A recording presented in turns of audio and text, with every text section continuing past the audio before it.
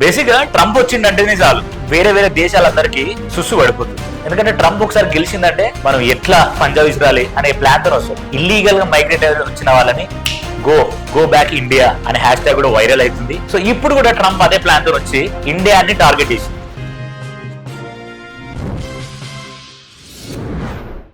Basic గా Trump వచ్చిందంటేనే చాలు వేరే వేరే దేశాలందరికీ సుస్సు పడిపోతుంది. ఎందుకంటే ట్రంప్ ఒకసారి గెలిచిందంటే మొత్తం అమెరికాలో ఉన్న వేరే వేరే కంట్రీ వాళ్ళవి ఏమన్నా ఇల్లీగల్ గా ఉన్నాయా, న్యాయపరంగానే వచ్చిల్లా, అన్ని రూల్స్ అండ్ రెగ్యులేషన్స్ ఫాలో అవుతున్నారా లేదా, మనం ఎట్లా పంజాబ్ ఇస్రాయలీ అనే ప్లాన్ తో వస్తుంది. సో ఇప్పుడు కూడా ట్రంప్ అదే ప్లాన్ తో వచ్చి ఇండియాని టార్గెట్ చేసింది. బేసిక్ గా ఇండియా ఇప్పుడు మన మోడీ గారికి అండ్ తర్వాత ట్రంప్ కి చాలా సంబంధాలు ఉన్నాయి. బేసిక్ గా ఇవాంకా ట్రంప్ రావడం, నిన్ననే వాళ్ళు కాల్ లో కూడా మాట్లాడుకున్నారు what's happening in the US, అది దాని గురించి మాట్లాడుకున్నారు.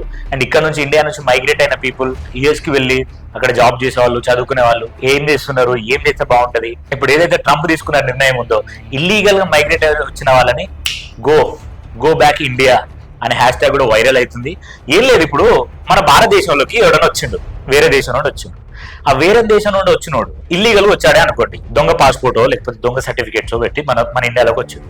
ఆడు దొరికింది అనుకోండి, మనం మన దేశంలో ఉండనియం కదా. సో అదే ట్రంప్ తీసుకున్న నిర్ణయం కూడా. సో మన దగ్గర నుండి యూఎస్కి వెళ్ళిన వాళ్ళు చాలా మంది మా ఫ్రెండ్స్ కూడా ఉన్నారు. ఏంది ఫేక్ డాక్యుమెంట్స్ పెట్టి అక్కడ ఏంది వాళ్ళ లివింగ్ లైఫ్ స్టైల్ ని అక్కడ కొంచెం డబ్బులు సంపాదించుకొని కొంచెం ఎర్న్ చేసుకొని ఇక్కడికి వచ్చి బిజినెస్ పెట్టాలనే స్ట్రాటజీ ప్రతి ఒక్కరికి ఉంటుంది. అండ్ కొంతమంది చదువుకోవడానికి కూడా వెళ్తా ఉంటారు. సో ఇట్లా ఫేక్ గా పోయిన వాళ్ళు ఎవరైతే ఉన్నారో వాళ్ళందరినీ గో బ్యాక్ టు ఇండియా అనే దాంతోని అసలు దీంట్లో ఎలాంటి ఆబ్జెక్షన్ లేదు, ఎలాంటి వెనుగడేయడం లేదు, ఖచ్చితంగా వెళ్ళిపోవాల్సిందే అనే మాట మీద ట్రంప్ ఖచ్చితంగా ఉండబోతున్నాడు. ఇప్పుడు ఫ్రెండ్షిప్ ఈజ్ ఫ్రెండ్షిప్, తమ్ముడే ప్యాకెటే అన్నట్టు మనకు వాళ్ళకి ఎన్ని సంబంధాలు ఉన్నా, ఎన్ని ఎక్స్పోర్ట్స్ అండ్ ఇంపోర్ట్స్ ఉన్నా కూడా ఈ విషయంలో ట్రంప్ తీసుకునే నిర్ణయాన్ని నేనైతే అప్రిషియేట్ చేస్తాను. ఎందుకంటే మనం ఏది చేసినా ఇల్లీగల్, ఈ రోజు ఇల్లీగల్ మనం చేస్తాం కావచ్చు, కానీ రేపటి రోజున అది మనకు థ్రెట్టే కదా. ఇప్పుడు అక్కడికి మనం మైగ్రేట్ అయ్యి అక్కడికి వెళ్ళి ఓన్ పిఆర్ తీసుకునేంత స్టేజ్ కూడా వాళ్ళు దాన్ని ఐడెంటిఫై చేయకుండా వాళ్ళకి అక్కడ పిఆర్ ఇచ్చుకుంటే పర్మనెంట్ రెసిడెన్స్ ఇచ్చుకుంటూ పోతుంటే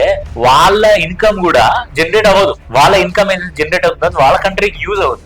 సో ఇప్పుడు చైనాని ఇండియాని టార్గెట్ చేసిండు ట్రంప్. సో ఏం చేస్తున్నాడు, ఏదైతే ఇన్కమ్ ట్యాక్స్ ఉందో ఆ ఇన్కమ్ ట్యాక్స్ అనేది యుఎస్ లో ఉన్న క్యాండిడేట్స్ ఎవరైతే ఉంటారో, యుఎస్ సిటిజన్స్ ఎవరైతే ఉంటారో వాళ్ళు ఇన్కమ్ ట్యాక్స్ కట్టని అవసరం లేదు. కానీ మనం ఇదే ఇన్కమ్ ట్యాక్స్ ని అదర్ కంట్రీస్ లో ఉన్న వాళ్ళు ఇక్కడికి వచ్చి బిజినెస్ చేస్తున్న వాళ్ళు అవ్వచ్చు, ఇక్కడికి వచ్చి ఓన్ పిఆర్ చేసుకున్న వాళ్ళు అవ్వచ్చు, వాళ్ళ బ్యాక్గ్రౌండ్ స్టేటస్ అనే దాన్ని బయటికి తీసి వాళ్ళ మీద ఈ ఇన్కమ్ ట్యాక్స్ అనేది వాళ్ళు పే చేసినట్టు చేస్తే సరిపోతుంది అనే ప్లాన్కి వచ్చింది. ఇట్లా చేయడం వల్ల వాళ్ళకు కొంచెం పర్ క్యాపిటల్ ఇన్కమ్ అనేది తగ్గిపోతుంది.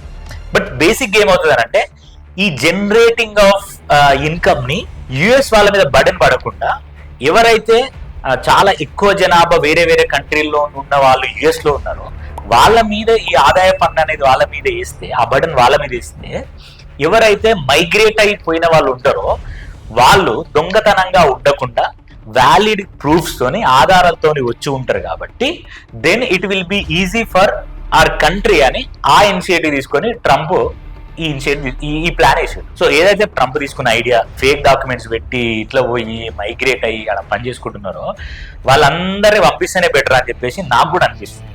ఫేక్ వెళ్ళిపోవడం ఓకే, ఒక పరంగా చూసుకుంటే ఇప్పుడు జాబులు లేక ఇప్పుడు రైట్స్ జరుగుతున్నాయి, ఎక్కడెక్కడ పార్ట్ టైం చేసుకుంటున్నారో.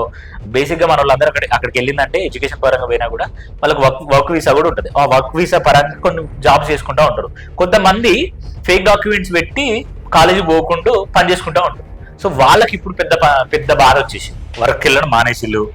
ఆడ వర్క్ వెళ్ళకపోతే నడవని పని, ఖచ్చితంగా డబ్బులు సంపాదించుకోవాలి, బతకాలి, ఆడ మనం చేసుకోవాలి, మనమే తినాలి, మనమే కడుక్కోవాలన్నట్టు ఉంటది. ఇక్కడ ఉన్నట్టు అవ్వాయి మీద బతికినట్టు అక్కడ ఉంటది కదా. దాంట్లో భాగంగా ఇప్పుడు ఎవ్వరు కనీసం బయటకు కూడా పోవట్లేదు. ఎవరైతే పార్ట్ టైం చేస్తున్నారో పార్ట్ టైం జాబ్స్ కూడా వెళ్ళట్లే, ఆఫీసులు కూడా వెళ్ళట్లే, వర్క్ ప్లేస్ పోవట్లే, ఇళ్ళలో దాక్కుంటున్నారు. ఎన్ని రోజులు అని దాక్కుంటారు, సీదా కట్ చేస్తే ఇండియాకి రావాల్సిందే.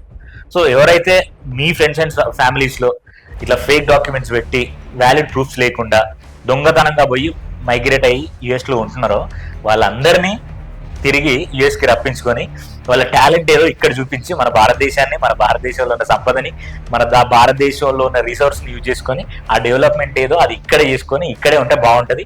ఒకవేళ కావాలి పోవాలని అనుకుంటే ప్రూఫ్స్ అన్ని డాక్యుమెంట్స్ అన్ని మంచిగా పెట్టుకొని పోతే బాగుంటుంది. సో ట్రంప్ తీసుకున్న ఇనిషియేటివ్ కి నేనైతే అగ్రి చేస్తున్నా. మరి మీ ఒపీనియన్ ఏందనేది కింద కామెంట్ చేసి చెప్పండి. అండ్ మీ ఫ్రెండ్స్లో ఎవరైనా యూఎస్కి పోయి లేకపోతే వేరే వేరే కంట్రీస్ పోయి వాళ్ళు ఉన్నారో వాళ్ళకి ఈ వీడియోని షేర్ చేయండి, మేబీ యూస్ఫుల్ అవ్వచ్చు. సో ఇలాంటి మరిన్ని వీడియోస్ కోసం మా ఛానల్ని సబ్స్క్రైబ్ చేసుకోండి. Thank you so much.